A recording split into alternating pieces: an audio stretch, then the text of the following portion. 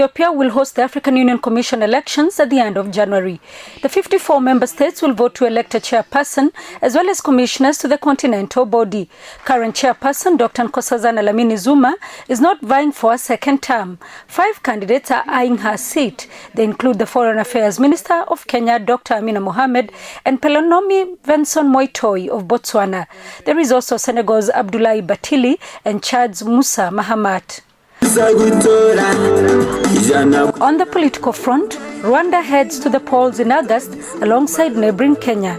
Incumbent President Paul Kagame of the ruling Rwandan Patriotic Front, RPF, is expected to sail through the polls after the country voted in a referendum that allowed Kagame to run for a third 7-year term.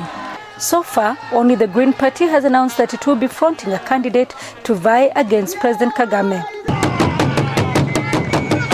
In Burundi, the government and the opposition have failed to hold talks aimed at ending the country's political deadlock. East African Community-led talks under the mediation of Tanzania collapsed in May last year after the government said it would not sit on the same table with an opposition coalition group it accuses of attempting to overthrow it. The African Union decided against sending troops to Bujumbura after the government said the move would be considered an invasion, while the United Nations is yet to deploy 200 police officers to the country. At least 500 people have been killed since July 2015, when President Pierre Nkurunziza won a controversial third term.